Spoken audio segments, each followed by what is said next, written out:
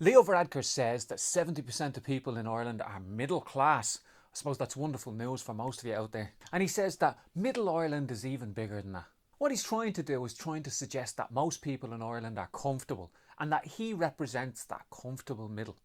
And apart from that comfortable middle, there's a tiny elite at the top and there's a few people living in ghettos at the bottom. But politics isn't about those people at either extreme. It's about most people that Leo Varadkar claims are in the middle. But Varadkar actually represents a tiny elite at the top. And the whole claim that most people in Ireland, over 70%, are middle class, is an attempt to dupe you and pull the wool over your eyes and convince you that Varadkar represents you when he doesn't. The vast majority of us are workers. I mean, this is a sly tactic used by the elite in the USA to try and erase the working class from the political narrative. In the USA, a worker in a car factory in Flint, Michigan will refer to themselves as middle class because they got a job. It's not your accent that defines what class you are. It's not your clothes that define what class you are. And it's not geography or what estate you live in that defines what class you are. Class is about what you do for a living.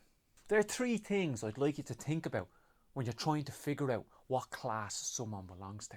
Number one, do they own or not own the factory or office that they work in? Because actually most people work for companies like Google or Facebook, or work in an industrial estate or a factory, or work in a call centre. But they work for a wage and they don't own the call centre.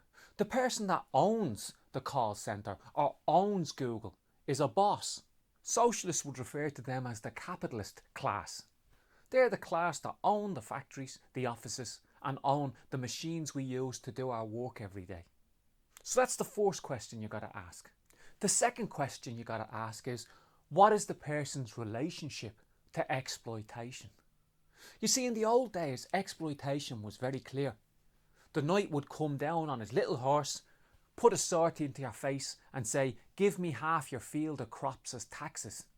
So in other words, you could see right in front of your face that you had put your labour into the whole field and the knight was taking 50% of your labour away. But under capitalism, where each person contributes a little tiny component to, say, for example, a car, it's very hard to see where your labour is gone. But I guarantee you that your wage does not add up to the whole day that you're working. If it takes you 2 or 3 hours to generate your wage each day, the rest of the day you're working for free for your boss. So if you don't own the company that you're working in, if you don't own the offices, the machinery, the buildings, and you're the person whose labour is being taken, then you're a worker. So the IT worker working for Facebook is just as much a working class person as the person who lives in a blue collar estate like Fattyman Mansions or Neilstown. The third thing you should think about when trying to understand class is the relationship to other classes. The police, for example, they don't own the factories. They don't own Google, they don't own the vulture funds, but they help to oversee exploitation.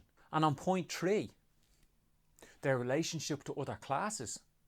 The police can usually be found on a strike enforcing the rule of the bosses, enforcing injunctions and court orders that serve the bosses.